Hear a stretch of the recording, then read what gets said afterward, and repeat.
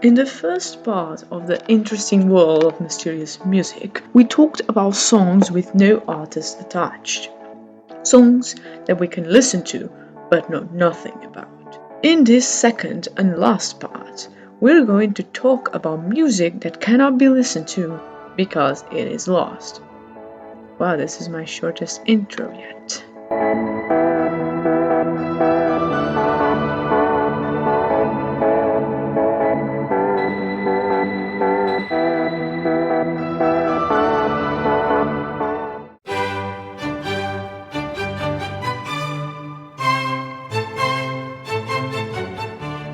You know who he is? Mozart was a classical composer born on the 27th of January 1756 and passed away on the 5th of December 1791 at the old age of 35. He was a child prodigy, God I hate that word so much, who played keyboard and violin, performed before royalty, and composed since the age of 5. Throughout his short life, he composed more than 60 works. Of course, being an 18th century man composing 18th century music in the 18th century, it's to expect some of his work to get lost. Surprisingly, there's a lot less lost works than one would think. Only variations in A, Symphony in D, Symphony in B flat, and Symphony in B flat are lost. I say only because the rest of his lost works are simply incomplete works. My theory is that because Mozart's prestige at the time, there was a lot more effort into preserving as many of his works as possible.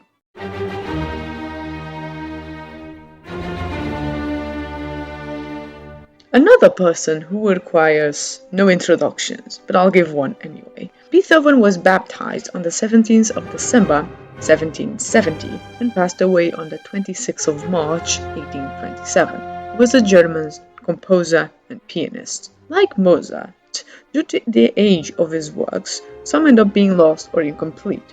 Some because they were never completed, others because they stayed in Beethoven's hands all the time and never published, and others because they were destroyed. Lost works I have here are the 1795 orchestral arrangement of 6 minuets, the 1799 orchestral arrangement of 7 Landler, the 1795 to 1797's orchestral arrangement of 12 German dances, and the 1810 orchestral arrangement of Écossaise in G. The 1793 orchestra and piano arrangements of Rondo in B flat, piano sonata in C, violin concerto in C, and wind quartet in E flat are incomplete but were reconstructed by Ferdinand Reis, Joseph Helmsberger Sr. and Alexander Zellner, respectively.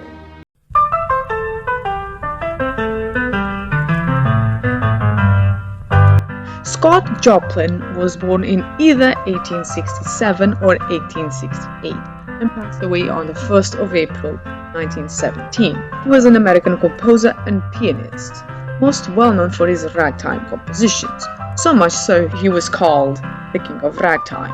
Nowadays he's known for his piece The Entertainer, which you can hear in the background. Joplin wrote 2 operas, 1903's A Guest of Honor and 1911's Tremonisha, which was never performed in his lifetime. The story of A Guest of Honor is believed to be about a dinner between Booker T. Washington, African-American civil rights leader, and Theodore Roosevelt, 26th President of the United States of America. Joplin filled a copyright application for the opera, but he did not include a copy of the score. Sometime later, he formed an opera company with 30 people. They rehearsed at the Crawford Theatre in St. Louis and went on tour.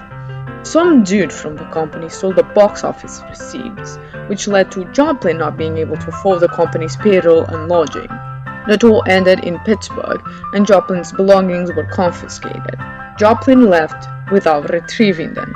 It's presumed that A Guest of Honor was among those belongings and was destroyed alongside them.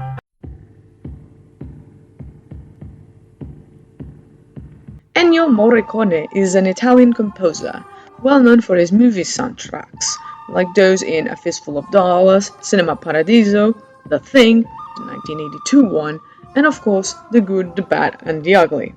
The Scarlet Letter is a 1995 movie directed by Roland Joffé, who had previously directed The Mission in 1986. Funnily enough, Morricone had also composed the soundtrack to that film. This movie, The Scarlet Letter, was very loosely based on the novel by Nathaniel Hawthorne. I say loosely because the story got overly simplified, which brought Joffé's reputation to the mud. There were 3 soundtracks composed for the film. One was by you-know-who, he's in the title, the second was by Elmer Bernstein, and the third and last soundtrack was by John Barry. As you can see, Morricone's and Bernstein's soundtracks were rejected. However, Bernstein's soundtrack was released to the public, but never Morricone's.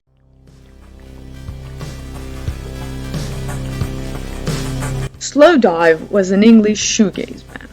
Their second album ever, Slovaki, is known not only for being considered their best work, but also for its troubled and drama-filled production. The album started production after a tour promoting their first album. The record company did a shit job of the promotion, but blamed the band and demanded another album, quote-unquote, full of hits. After several weird incidents, the band went back to England and recorded a whopping 25 tracks. The idiot head of the record label listened to them, said the tracks were shit, and the band had to go back and record new tracks. Those new tracks ended up making Slovaki. Nothing was lost though. 15 of the first set of tracks have been circulating in bootleg form, however, the other 10 are still lost. I want to shout out Sakura Stardust for kickstarting and bringing light into this. I haven't seen a whole lot of people talking about it. She's basically been the only person giving a crap about this, save for 2 or 3 other people in the Lost Media forums. Yasuko Endo was a model, actress, and idol singer, born in the 21st of October 1968. She seemed to do a lot of commercial work.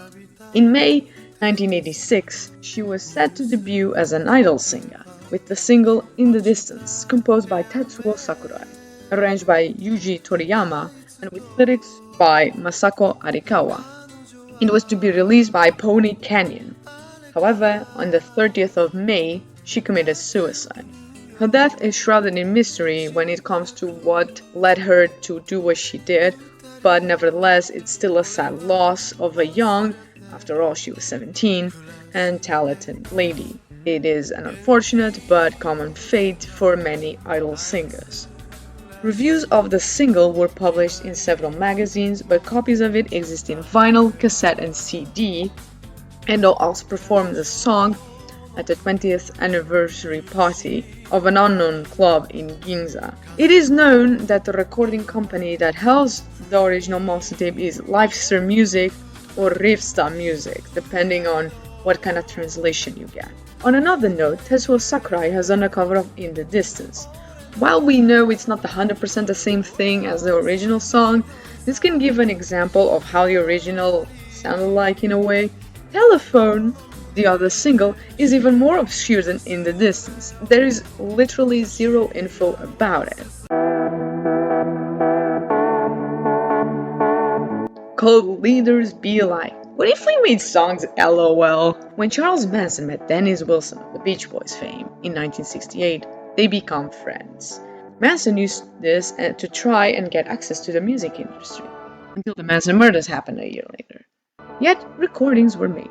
Wilson's brother Brian had a home studio, and Manson would be invited there.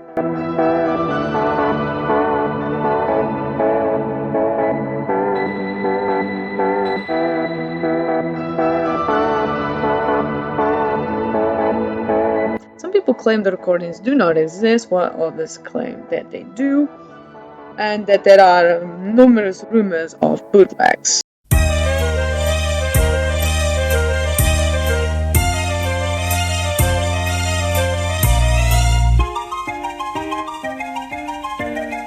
Doraemon is a manga series by Fujiko Fujo. It also has a very long television history with several anime adaptations.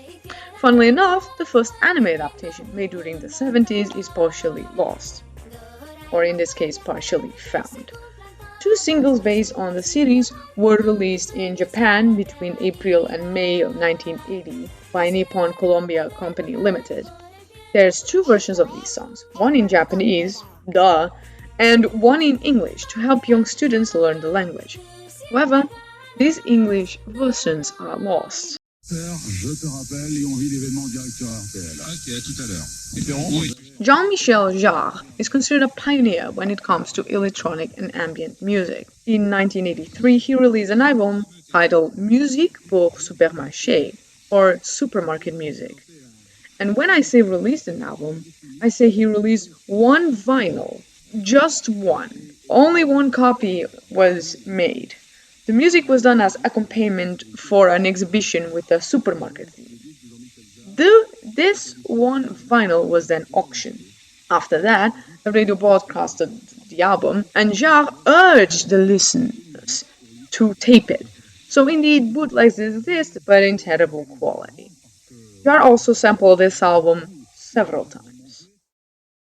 Well, I hope you enjoyed this video and that this brought some interesting and not some well-known lost songs to your vision.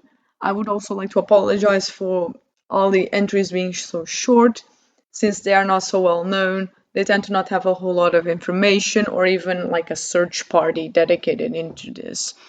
So I hope you have a nice day. See ya!